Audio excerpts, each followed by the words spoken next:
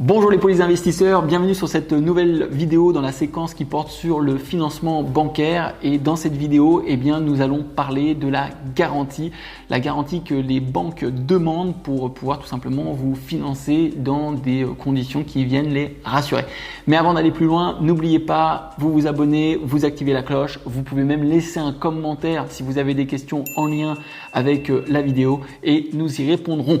Alors, qu'est-ce que la garantie?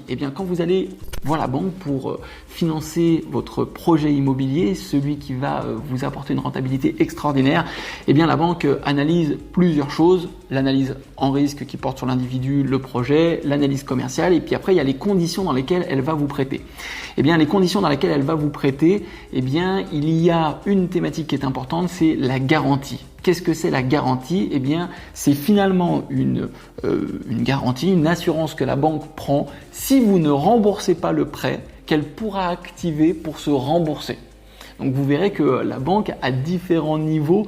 Moi, il y a une expression que j'aime beaucoup, que j'appelle ceinture bretelle. C'est que en gros, elle prend tellement de garanties, elle voit toujours le tableau le plus noir possible, qu'elle prend des garanties sur les garanties. Alors, quels sont les types de garanties qui existent?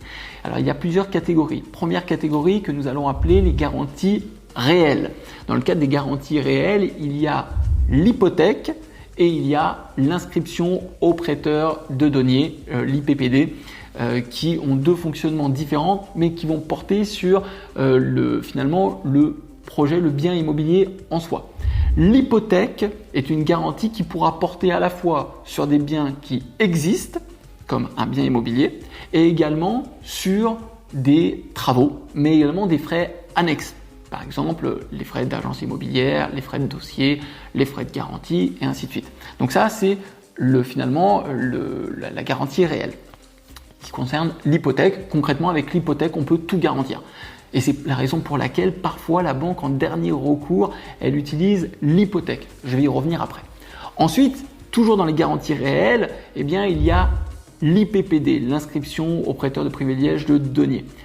Et dans ce cadre-là, l'IPPD, elle ne peut être prise que sur des biens existants. Donc, sur un bien immobilier, par exemple, qui est déjà présent, ou sur un terrain, par exemple. Mais par contre, on ne peut pas utiliser l'IPPD pour des travaux.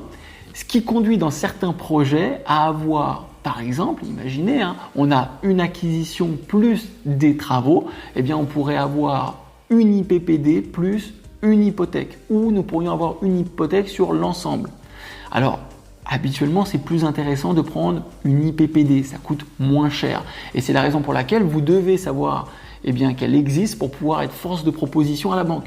Je vous donne un exemple concret. Si demain vous allez voir la banque et que vous faites une acquisition et que sur cette acquisition-là, la banque vous propose une hypothèque, pour vous, ça sera plus intéressant de faire une contre-proposition à la banque et ça ne change rien pour elle et de dire à la banque, je préférerais qu'on mette en place une IPPD, ça va me coûter moins cher. Habituellement, les banques le savent et elles vous proposent d'office, mais ayez cette vigilance-là puisque parfois, il peut y avoir des erreurs. De la même manière, vous allez acquérir un bien et ce bien-là, la banque, elle vous propose un bien avec des travaux et la banque vous propose une hypothèque sur l'intégralité. Proposez-lui une IPPD sur l'acquisition du bien et une hypothèque sur la réalisation des travaux et les frais annexes. Voilà. Donc ça, c'était pour la garantie réelle. Il y a une autre forme d'assurance qui existe, c'est la promesse d'hypothèque, mais qui est beaucoup moins utilisé, voire pas du tout utilisé par les banques. Donc, je ne vais pas m'étendre dans le cadre de cette vidéo-là.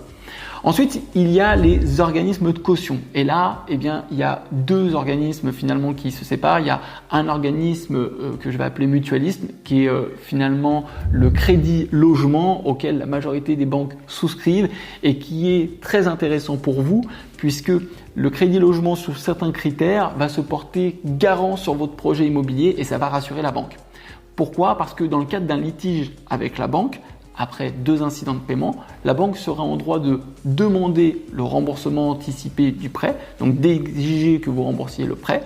Elle activerait la caution crédit logement, donc elle se retournerait vers l'organisme crédit logement en disant crédit logement, payez-moi. Et ensuite, c'est le crédit logement qui va se retourner sur l'investisseur. Ce qui est extrêmement confortable pour la banque puisque évidemment, ce n'est pas elle qui va réaliser toutes les procédures administratives et juridiques.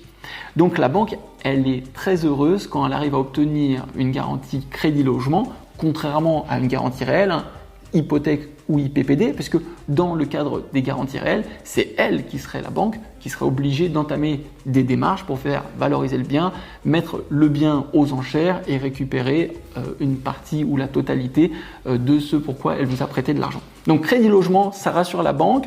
Pour vous, en plus, il y a un intérêt qui est majeur, c'est que si vous n'avez pas eu d'incident de paiement pendant toute la durée du prêt, eh bien le crédit logement à la fin du remboursement du prêt immobilier, eh bien vous restitue 75% de la somme que vous avez payée. Donc c'est énorme. Imaginez que vous avez payé 1000 €, eh bien le crédit logement va vous restituer 750 €. Donc très intéressant pour vous. C'est à terme la garantie qui vous coûte le moins cher. Maintenant, les banques, elles ont développé leur propre organisme de caution. Leur propre organisme de caution qui parfois eh bien, appartiennent au même groupe. Par exemple, le groupe CASA, Crédit Agricole LCL, eh bien, partage le même organisme de caution, la CAMCA. La Caisse d'épargne, par exemple, c'est la SACEF, et ainsi de suite. Donc, différents groupes ont leurs différents organismes de caution. Il y a la CASDEN également pour la BRED, et ainsi de suite. Ces organismes de caution-là fonctionnent pareil que le crédit logement, à la différence près qu'ils ne vous restituent pas à terme les 75% du montant que vous leur avez alloué. C'est-à-dire que le coût de la garantie que vous donnez est perdu. Pareil que pour la garantie réelle. Donc quand on compare, pour l'instant uniquement sur le coût, dans l'ordre, ce qui coûte le moins cher à terme, crédit logement, IPPD, hypothèque et organisme de caution des banques, dans cet ordre-là. Ce qui est le plus confortable en termes de sécurité, qui vous permet le plus facilement d'obtenir un prêt bancaire. Crédit logement et ensuite les autres. Voilà. Donc, c'est plutôt d'ailleurs crédit logement, les organismes de caution des banques et ensuite les garanties réelles si vraiment on veut être précis sur le sujet.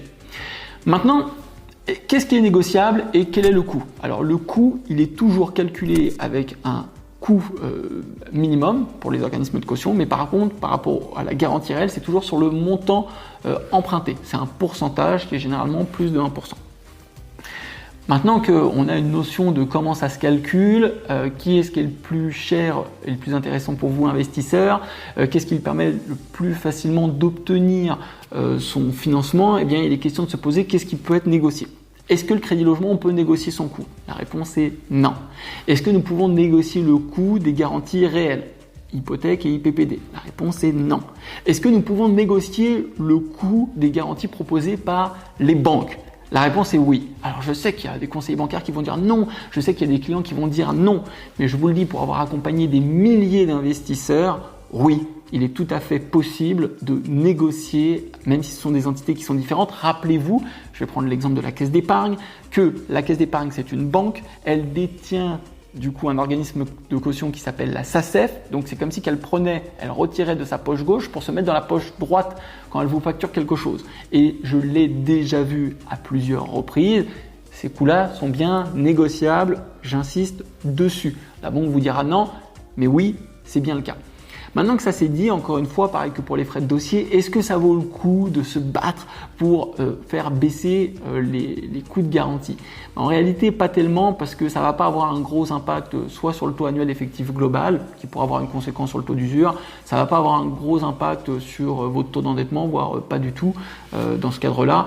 Et donc finalement, c'est juste pour gagner quelques centaines, quelques milliers d'euros, et il faut mieux concentrer votre énergie sur d'autres points qui vont être beaucoup plus déterminant, notamment le coût de l'assurance et le taux nominal dont nous avons déjà parlé. Voilà, grâce à cette vidéo, vous devez en savoir un peu plus sur ce qu'est la garantie et quelle est l'importance que vous ayez ces connaissances-là quand vous allez rencontrer votre conseiller bancaire. Moi, je vous retrouve dans la prochaine vidéo.